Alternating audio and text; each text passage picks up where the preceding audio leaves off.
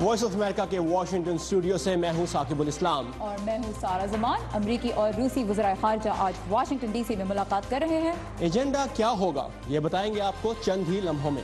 और भी इसके अलावा आज के शो में क्या कुछ शामिल है उसकी झलक देखते हैं और शुरू करते हैं व्यू 360। भारत की कांग्रेस पार्टी मुल्क के अंदर और बाहर बदलते हालात को कैसे देख रही है? क्या आज के डिजिटल दौर में प्राइवेसी मुमकिन भी है? और अमेरिका में दो मुख्तलिफ नस्लों से ताल्लुक रखने वाले बच्चों की जिंदगी। अमेरिका की अंदरूनी सियासत हो या फिर खारिजा पॉलिसी, रूस एक अहम प्लेयर के तौर पर नजर आ रहा है।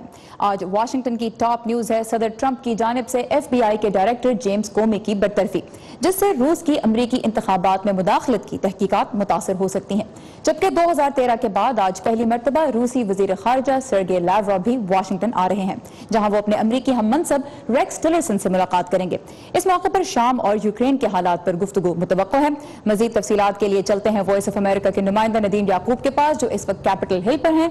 नदीम, FBI की तकरीबन 100 साल तारीख में सिर्फ ऐसा दूसरी मरतबा हुआ है कि सदर ने FBI के डायरेक्टर को ओहदे से हटाया हो। क्या वजूहात सामने आ रही हैं? अगर आपको याद हो सारा, इलेक्शंस के गुज़श्ता साल जो अमरीकी इलेक्शंस हुए उसके चंद माह पहले यहाँ पर एक बड़ा तनाज़ा शुरू हुआ था, जो कि उस वक़्त की साबिक वज़ीर ख़ारजा हिलरी क्लिंटन के ईमेल्स और उनके प्राइवेट सर्वर्स के बारे में था, जिसमें कहा गया था कि उनकी कुछ ईमेल्स जो हैं उनकी एक करीबी साथी हुमा आबदीन ने शेयर की अपने खावन के साथ, और उनमें जो ईमेल्स थी उनमें कुछ क्लासिफाइड इंफॉर्मेशन थी। उस वक़्त जो FBI के डायरेक्टर थे जेम्स कोमी, उन्होंने इसमें FBI ने इन्वेस्टिगेट किया और इलेक्शन से चंद माह पहले कहा कि ये मुकदमा, इसमें कोई सदाकत नहीं है और इस मुकदमे को बंद कर दिया जाए, इस पर समाअत की ज़रूरत नहीं है। लेकिन इलेक्शन से 11 दिन पहले उन्होंने एक बहुत ही ड्रामाई अंदाज में उन्होंने कहा कि हम दोबारा, हमारे पास कुछ ऐसा मटेरियल सामने आया जिसके बाद हमें ऐसे लगता है कि इसके बारे में मज़ीद इन्वेस्टिगेट करने की ज़रूरत है। और इसके बाद डेमोक्रेटिक पार्टी जो थी इलेक्शंस के दौरान, उन्होंने इस पर काफ़ी क्रिटिसाइज भी किया FBI के डायरेक्टर को। और अभी चंद रोज़ पहले ही, गुज़श्ता हफ्ते ही, सेनेट की एक हेयरिंग में जेम्स कोमी ने कहा था कि ये जो ईमेल्स थी जो हिलरी क्लिंटन की शेयर की गई थी वो हज़ारों की तादाद में थी। लेकिन गुज़श्ता रोज़ इन्वेस्टिगेटर्स ने यह बताया कि ये हज़ारों नहीं थी, बल्कि चंद ईमेल्स में थी और वो भी क्लासिफाइड नहीं थी।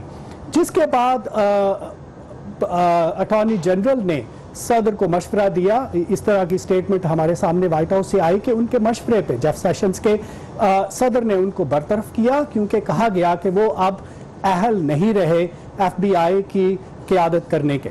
बेसिकली हिलरी क्लिंटन की ईमेल्स का मामला है जिसने जो जेम्स कोमी को अपने ओहदे से बरतरफ करा दिया। लेकिन सियासी जमातों का खासतौर पर डेमोक्रेटिक पार्टी का इस पर क्या रद्द-ए-अमल आ रहा है? क्योंकि जिस तरह आपने भी जिक्र किया कि उनको पहले तो ये तनकीद की जा रही थी जेम्स कोमी पे डेमोक्रेटिक पार्टी की जानिब से कि इलेक्शन हरवा दिया, लेकिन वो फिर सदर पे चेक्स एंड बैलेंसेस की भी एक फोर्स देख रहे थे कोमी को, क्योंकि वो रूस की मुबैना दखल अंदाजी की भी तहकीकात कर रही थी और उसके ट्रंप कैंपेन के साथ ताल्लुकात पे भी गौर कर रही थी।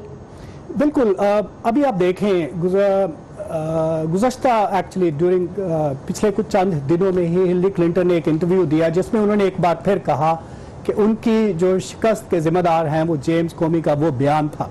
तो डेमोक्रेटिक पार्टी अभी भी, और ख़ुद हिलरी क्लिंटन ने चूँकि कहा, वो उनको शदीद जेम्स कोमी को तनकीद का निशाना बना रहे हैं और वो काफ़ी उनके सख्त बयानात हैं। जैसे कि जो चक शूमर हैं, जो सेनेट के माइनॉरिटी लीडर हैं, उन्होंने कहा कि हमें मालूम है कि ईवान के दोनों हाउसेस जो हैं वो रूस जब इंतखाबात के दौरान जो इनकी कैंपेन के सदर ट्रंप, उस वक़्त उम्मीदवार ट्रंप जो थे, उनकी कैंपेन के कुछ लोग जो थे उनके रूस के साथ रवाबित थे और रूस मुदाखलत करने की कोशिश कर रहा था, इलेक्शन पर असरअंदाज होने की कोशिश कर रहा था। उसी हवाले से अगर आप देखें, जो नेशनल सिक्योरिटी एजेंसी के सरबराह थे माइकल फ्लिन, उनको हटाया गया इस अपने ओहदे से। तो वो चक शूमर कह रहे हैं कि वो तहकीकात अभी हो रही हैं। तो ये सदर ट्रंप की जानिब से उन तहकीकात पर पर्दा डालने की कोशिश है, क्योंकि वो नहीं चाहते कि ये जो मामला है इसको इन्वेस्टिगेट किया जाए, इसलिए जेम्स कोमी को बरतरफ किया गया है। और डेमोक्रेटिक पार्टी जो है वो डिमांड कर रही है कि इस हवाले से जो रूस के और अमेरिका के सदर ट्रंप की इंतजामिया के लोगों के ताल्लुकात हैं, उसके बारे में इन्वेस्टिगेशन के लिए गैर जानबदार इंक्वायरी की जाए। ठीक, तो ये भी बता दीजिए कि आज जो वज़ीर ख़ारिजा की मुलाकात हो रही है रशियन और अमेरिकन फॉरेन मिनिस्टर्स की, ये पहले भी हो चुकी है मॉस्को में, तो इस आज की मुलाकात में डीसी में कोई अहम पेशरफ्त की तवक्को है, किसी ब्रेक थ्रू का इम्कान है? बिल्कुल, जैसे आपने कहा, इनकी पहले भी मॉस्को में मुलाकात हुई थी और ये दूसरी मुलाकात है जो हो रही है। यहाँ पर जो वाशिंगटन में माहिरीन है उनका कहना है कि दोनों जो रहनुमा है उनके जो एजेंडा है इस मुलाकात का, उसमें बहुत सी चीज़ें शामिल हैं।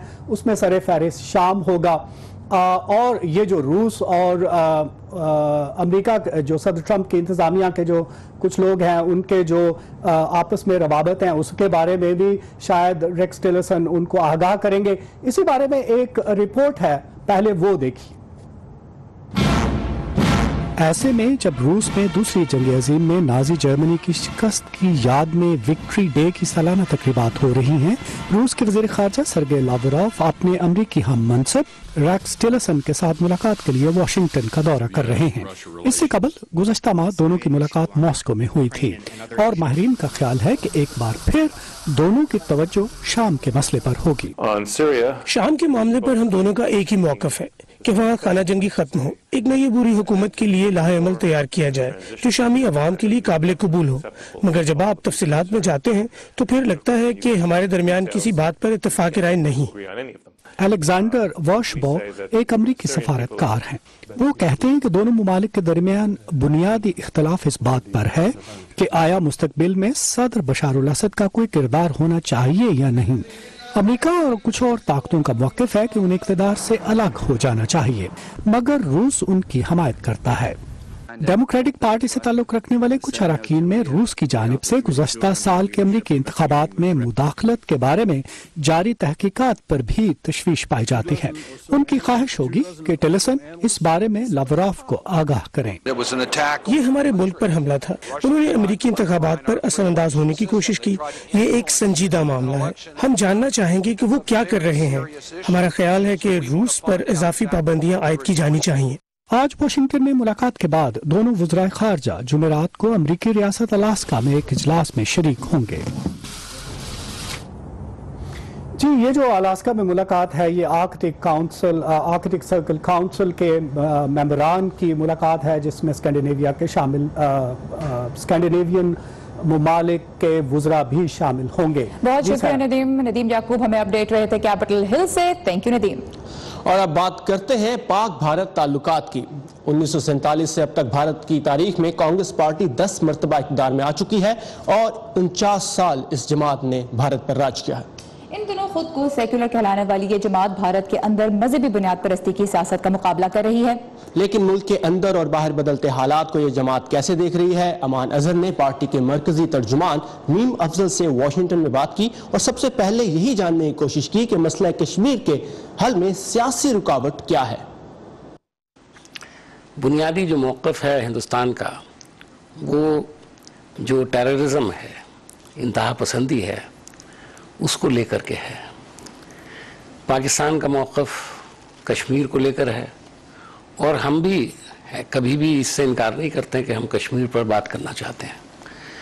लेकिन उससे पहले जो पाकिस्तान की तरफ से भारत हमेशा कहता रहा है कि वहाँ मदाखलत होती है, उसको लेकर के भारत बहुत सेंसिटिव है और होना भी चाहिए, इसलिए कि उसमें हमारे बेगुनाह लोगों की जानें गई हैं और बहुत सारी ऐसी डेवलपमेंट्स हुई हैं जिसके नतीजे में भारत आज इस बात के लिए मजबूर हो गया है कि टेररिज्म के इशू को पहले डिस्कस किया जाए और बाकी चीज़ों को उसके बाद डिस्कस किया जाए। बस यही है शायद कशीदगी की सबसे बड़ी वजह। तो आपके ख्याल में क्या ये स्ट्रेटजी के पहले दहशतगर्दी पर बात होगी तो बाकी मामलात पर गुफ्तगू, क्या ये इसके बायस मामलात आगे बढ़ रहे हैं या इसी के बायस सदमोहरी का शिकार है? तो हमारी जो मौजूदा सरकार है, जाहिर है मैं उसका हिस्सा नहीं हूँ, हम लोग वहाँ अपोजिशन में, आज को इंडियन नेशनल कांग्रेस वहाँ अपोजिशन में है। हमारा मौक़िफ़ ये था कि हम सब चीज़ों को साथ लेकर चलते थे और बात करने की कोशिश करते रहते थे पाकिस्तान से, और करते भी थे। लेकिन मौजूदा सरकार ने तय किया है कि जो टेररिज्म है उसको पहले डिस्कस करना चाहिए और उसके बाद दूसरी बातें होंगी। हमारी जो वज़ीर ख़ारजा सुषमा स्वराज साहिबा हैं, उन्होंने मुझे याद है एक तकरीर में ये बात कही थी कि हम कश्मीर के इशू पर बात करने के लिए तैयार हैं, हमने कभी मना नहीं किया, इसलिए कि तो हमारा बायलैटरल इशू है। लेकिन उससे पहले हम लोग टेररिज्म के बारे में बात करें और इसको ख़त्म करने की कोशिश करें, ताकि एक अच्छे माहौल में, एक पुरअमन माहौल में फ़ज़ा जो है वो साजगार हो। एग्रीमेंट डिसएग्रीमेंट तो हमारा 70 साल से है, कश्मीर को लेकर के है, तो इसलिए इस पर ज़रूरी है कि हम दोनों तरफ से सीरियसली ये बात सोचें कि हम किस हद तक जा सकते हैं और क्या हमारे अवाम इस दुश्मनी के माहौल को कितने अरसे तक बर्दाश्त कर सकते हैं। भारत की मौजूदा हुक्मरान जमात के इक़्तिदार में आने के बाद से इस तासुर को हवा मिली है कि खुद भारत भी मजहबी इंतहा पसंदी की लहर की जद में है।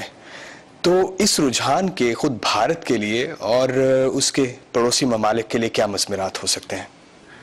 भारत एक डेमोक्रेटिक कंट्री है, लेकिन वहाँ आज यकीनन मैं आपसे किसी हद तक इत्तेफाक करूँगा कि मजहबी इंतहा पसंदी को बढ़ाने की कोशिश की गई है और उसके नतीजे में एक पार्टी को कुछ कामयाबी भी मिलती हुई दिखाई देती है, लेकिन ये देर पा नहीं होगी। उनको भारत का जो बुनियादी आईन है उसकी हदों तक ही जाना पड़ेगा और उससे बाहर वो अगर निकलेंगे तो ये खुद उनके लिए भी और मुल्क के लिए भी कोई नेक फाल नहीं होगी। पिछले इंतखाबात में कांग्रेस की जो नाकामी है उसको क्या सेकुलर सोच की भी नाकामी के तौर पर देखा जाए? ये कभी हो ही नहीं सकता कि भारत में कोई सेकुलर सोच के बारे में ये सोचे कि वो ख़त्म हो जाएगी। मैं आपको ये बताना चाहता हूँ कि आज आप कांग्रेस की बात कर रहे हैं, कांग्रेस ने 1977 में भी ऐसी सिचुएशन देखी थी जब इंदिरा जी इलेक्शन हार गई थी। उसके बाद 89 के अंदर भी राजीव गांधी इलेक्शन हार गए थे और एक दूसरी पार्टी बरसर इक़्तिदार आ गई थी और लोगों ने कहना दोनों मौक़ों पर ये कहा कि मुल्क की सबसे पुरानी और सबसे बड़ी पार्टी जो है वो ख़त्म होने वाली है। तो ऐसा ही दौर हम पहले भी देख चुके और कांग्रेस फिर वापस आई और आज भी अगर ऐसा हुआ है तो मुझे पूरा यकीन है कांग्रेस फिर वापस आएगी, इसलिए कि कांग्रेस अपने नज़रियात से ज़िंदा है। Mir Afzal, thank you very much for talking to VOA Urdu. आपका भी बहुत बहुत शुक्रिया, thank you so much. Pak Bharat ताल्लुकात और मसला कश्मीर के बारे में मजीद बात करते हैं डॉक्टर सादिया तूर से, जो सिटी यूनिवर्सिटी ऑफ न्यूयॉर्क से मुंसलिक हैं और इस वक्त बज़रिया स्काइप हमारे साथ मौजूद हैं। इस वक्त हमारा राब्ता सादिया से थोड़ा ड्रॉप हो चुका है, तो हम ऐसा करते हैं कि वापस चलते हैं अपने पैकेज की तरफ, जो कि बिल्कुल हमारे पास आज बहुत सी और इंटरेस्टिंग चीज़ें भी हैं। तो मैं सोच रही थी कि हम शो से पहले अपना साउंड चेक करते हैं, मेक श्योर करते हैं कि हमारी आवाज़ आ रही है। लेकिन बहुत से लोग आवाज़ों के बारे में बड़े सेंसिटिव होते हैं, उस बारे में हम बात करेंगे और इसके अलावा बन टावर के बारे में भी हम बात करेंगे थोड़ी सी। और स्काइप से हमारा राब्ता जो है वो मेरे ख्याल में दोबारा हो गया है। बिल्कुल सादिया, आप हमारे साथ हैं? जी सादिया, आपने मीम अफजल की गुफ्तगू सुनी और भारत का मौक़िफ़ भी सुना और पाकिस्तान के मौक़िफ़ से भी सब वाकिफ़ हैं। तो मगरिब में और ख़ास तौर से अमेरिका में कश्मीर के मसले को जनूबी एशिया के खित्ते के चैलेंज के तनाजुर में किस नज़र से देखा जा रहा है? मेरा ख्याल है कि मसला हमेशा से ये रहा है पाकिस्तान और इंडिया में कि ये दोनों ममालिक जो हैं वो कश्मीर के इशू को सिर्फ अपनी स्टेट इंटरेस्ट के लेंस से देखते रहे हैं। तो उनको अंदाज़ा ही नहीं है कि कश्मीर का जो इशू है वो बाकी दुनिया में किस तरह देखा जाता है। और आप कश्मीर के ख़ास तौर पर पिछले साल से जो तहरीक फिर से उठी है और उसकी जो कवरेज आई है सोशल मीडिया में और न्यूयॉर्क टाइम्स तक में, उससे आप देख सकते हैं कि एक तरह से कश्मीर का इशू जो है वो फ़लस्तीन के इशू के एक तरह से एनालॉजी है कि एक कश्मीरी खुद समझते हैं कि इंडियन स्टेट जो है वो एक कॉलोनाइजिंग स्टेट है और वो उसके खिलाफ पिछले 70 साल से लड़ रहे हैं। और ये जो उनकी लाइन है, उनकी जो अंडरस्टैंडिंग है वो पहले जो है आम जो है पॉपुलेशन तक बाहर नहीं पहुंच सकी थी, क्योंकि मेन स्ट्रीम मीडिया के थ्रू ही आप जा सकते थे। अब चूंकि सोशल मीडिया है तो इसलिए कश्मीरियों की अपनी आवाज भी बाहर तक पहुंच रही है, और इसीलिए आप देख रहे हैं कि न्यूयॉर्क टाइम्स तक में जो कवरेज जब आती है, पिछले साल वो पैलेट गन्स के जो इस्तेमाल था भारतीय सिक्योरिटी फोर्सेस ने जो किया था कश्मीरियों के खिलाफ, वो न्यूयॉर्क टाइम्स तक पहुंच गया था। सो इसकी वजह से जिस तरह फ़लस्तीन के इशू पे पॉपुलर ओपिनियन अमेरिका में बदल रहा है, तो मुझे लगता है कि कश्मीर के इशू पे भी बदलना शुरू हो गया है। जी बिल्कुल। और ब्रीफली मुझे बताइएगा कि मीर अफजल ने जैसे अपने इंटरव्यू में मौजूदा भारतीय हुकूमत की किसी भी और इशू से पहले पाकिस्तान के साथ दहशतगर्दी के मसले के हल की बात की है। इस वक्त भारत के ज़रिए इंतजाम कश्मीर में मुज़ाहमत की तहरीक में तेजी आई है। क्या बीजेपी हुकूमत की इस पॉलिसी का रद्द-ए-अमल कहा जाता है इस तहरीक में तेजी को?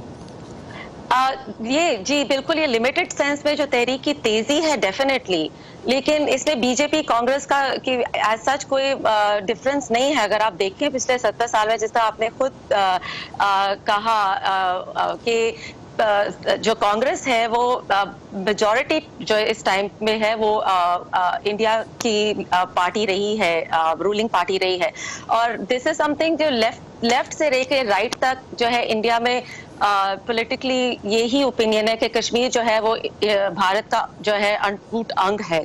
तो ये चीज जो है अब ये चेंज होनी शुरू हो गई है। मेरा ख्याल है कम से कम स्टूडेंट्स के लेवल पर, अगर आप देखते हैं जेएनयू के जो प्रोटेस्ट पिछले साल हुए हैं, सो उसमें जो है चेंज आया है। इसीलिए आप जो देख रहे हैं कि बीजेपी का रद्द-ए-अमल जो है उन स्टूडेंट एक्टिविस्ट के खिलाफ वो बिल्कुल सादिया। डॉक्टर सादिया, बहुत शुक्रिया हमें न्यूयॉर्क से वक्त देने के लिए। Thank you so much.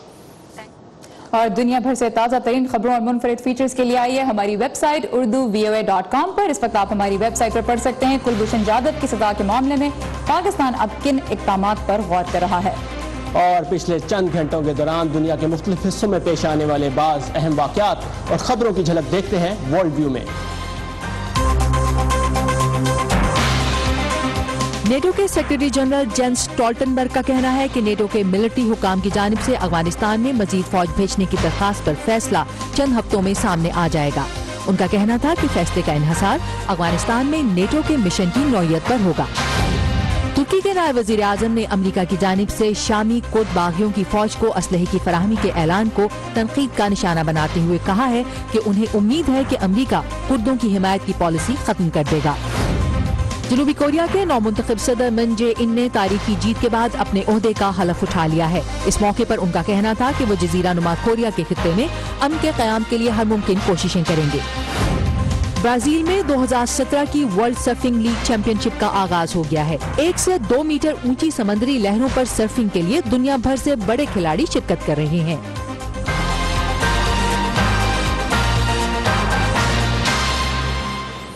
Saqib, ये बताएं, आप ऑनलाइन अपनी प्राइवेसी की फिक्र करते हैं? बिल्कुल करते तो हैं, लेकिन ऑनलाइन जाए बगैर गुजारा भी नहीं होता। बिल्कुल, ऑनलाइन जिंदगी जो है वो अब हम सबके लिए ही बहुत कह लीजिए कि कॉमन हो गई हुई है। हम ऑनलाइन शॉपिंग करते हैं और रेस्टोरेंट्स में चेक इन करते हैं और फिर अपनी हर एक्टिविटी को बहुत पब्लिक करते हैं। लेकिन बात यह है कि इस तरह से हम हैकर्स को और जो मार्केटिंग कंपनीज होती हैं दोनों को ही खजाना दे देते हैं। लेकिन सवाल ये है कि क्या इस दौर में प्राइवेसी, ऑनलाइन प्राइवेसी और डिजिटल प्राइवेसी मुमकिन है भी या नहीं, इस बारे में देखते हैं ये रिपोर्ट।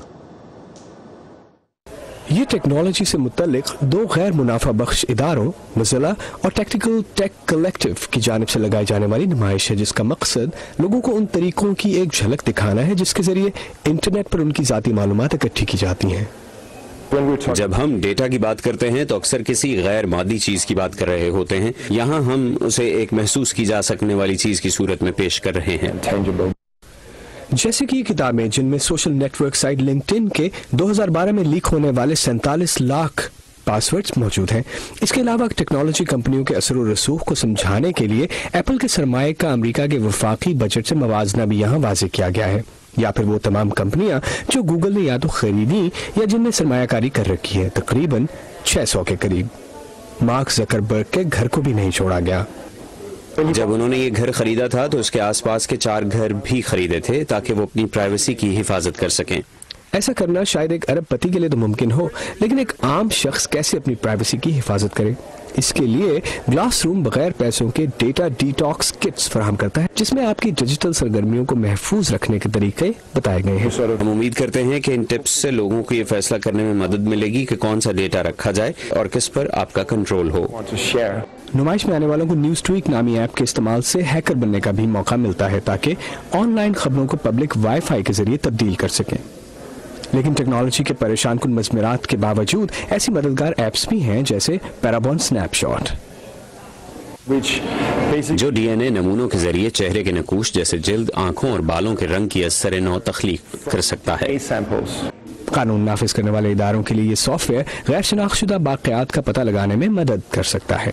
बिलाशुबा लोगों की निजी मालूमात इकट्ठी करने की कोशिशें बढ़ती रहेंगी, लेकिन क्लासरूम के नुमाइंदों के पास सबको एक कदम आगे रखने की सलाहियत मौजूद है। सबसे बड़ा चैलेंज इस तमाम इल्म को ज्यादा से ज्यादा अफराद तक पहुँचाना है, वो इल्म जिनसे डिजिटल प्राइवेसी और ऑनलाइन सिक्योरिटी जैसे मामलों पर बात जारी रखने में मदद मिल सकेगी। टीना ट्रिंड के साथ अमान अजहर, उर्दू VOA। बिल्कुल सारा, डिजिटल प्राइवेसी और ऑनलाइन सिक्योरिटी बहुत इंपॉर्टेंट है, इसीलिए मैं अपने फेसबुक और ट्विटर के अकाउंट सिक्योरिटी हर 1-2 महीने के बाद चेंज करता रहता हूँ। हाँ, लेकिन आप जितनी तस्वीरें अपनी पोस्ट करते हैं और जितनी अपडेट देते रहते हैं, मुझे लगता है सबको हर वक्त पता होता है कि आप कब कहाँ है, राइट? लेकिन फिर भी privacy is very important in fact. अच्छा, हमने उस वक्त बात की थी जब हमारा स्काइप गड़बड़ कर रहा था कि हम अनोइंग किस्म की जो आवाजें होती हैं और कुछ आवाजों के बारे में लोगों की बड़ी एक कह लें कि सेंसिटिव सा रिएक्शन होता है, तो ये मुझे बताएं कि कोई आवाजें हैं जो आपको अच्छी नहीं लगती? बिल्कुल, आज मुझे स्काइप ड्रॉप होने की आवाज बिल्कुल अच्छी नहीं लगी, लेकिन अगर मैं सही जवाब दूं तो आप नाराज हो जाएंगे। Very funny, thank you very much. कुछ आवाजें ऐसी होती हैं जो ज्यादातर लोगों को नापसंद होती हैं, लेकिन कुछ लोग भी आवाजों के मामले में कुछ ज्यादा सेंसिटिव होते हैं। बिल्कुल, और जैसे लिफाफा हिलाने की आवाज, ऊंची आवाज में चबाने की, चीखने चिल्लाने की, और कुछ लोगों को बहुत ज्यादा बुरी लगती हैं ये आवाजें, और साइंसदानों ने तहकीक की है कि इसकी वजह क्या है। न्यूकासल यूनिवर्सिटी के रिसर्चर्स का कहना है कि आवाजों के मामले में ज्यादा हसास लोगों के दिमाग का वो हिस्सा जो जज्बाती रद्द-ए-अमल से मुताल्लिक है, आम लोगों की निस्बत थोड़ा छोटा होता है। इसके लिए साइंसदानों ने बहुत से रजाकारों को मुख्तलिफ आवाजें सुनवाई और उनका रद्द-ए-अमल रिकॉर्ड किया, और फिर उनके ब्रेन स्कैन्स देखकर ये नतीजा निकाला कि दिमाग का वो हिस्सा जो इन आवाजों पर रद्द-ए-अमल जाहिर करता है कैसा दिखाई दे रहा है। वैसे आवाजों की जानिब इस गैर मामूली हसासियत का एक नाम भी है, और ये कहलाती है मीजोफोनिया। बिल्कुल, और ज्यादा अभी बात हुई कि ज्यादा चबाने की आवाज, तो जैसे ऊंची आवाज में चबाना, लेकिन बन चबाते हुए बिल्कुल आवाज नहीं दिखती। तो आप एक वक्त में बगैर आवाज निकाले कितने बन खा सकती हैं? बगैर आवाज निकाले 1 या 2 मैक्सिमम। खाने के बजाय बन जमा करने का भी एक मुकाबला है, जो मैं आपको दिखाता हूँ कि हांगकांग के जनूब मगरबी जजीरे शैंगशाओ में बनों के बने मीनार से बन जमा करने का मुकाबला होता है, जिसमें शुरका सैकड़ों हजारों बनों से बने 14 मीटर ऊंचे मीनार पर चढ़ते हैं और वहां लगे ज्यादा से ज्यादा बन इकट्ठे करते हैं। आप ये मंजर देख सकते हैं कि कैसे मुकाबले में शरीक लोग ऊंचाई पर लगे इन बनों को इकट्ठा कर रहे हैं, क्योंकि मीनार की ऊंचाई पर लगे बन उतारने के लिए पॉइंट्स ज्यादा होते हैं। ये मुकाबला एक मेले का हिस्सा है जो 18वीं सदी में शुरू किया गया था, जब वहां ताउन की वबा फैल गई थी। उस वक्त से वहां के लोग मुख्तलिफ त्यौहार मनाते हैं और ताउन से बचाने के लिए बहुत से खुदाओं का शुक्रिया अदा करते हैं। और बन जमा करने के अलावा दीगर तकरीबात में कागज के बने एक बुत को जलाना, शेर का नाच और आतिशबाजी भी शामिल है। ऑलराइट, ये था हमारा आज का व्यू 360। फीडबैक के लिए आइए facebook.com/VOA उर्दू पर। कल फिर इसी जगह आपसे फिर मुलाकात होगी, उस वक्त के लिए अल्लाह हाफिज।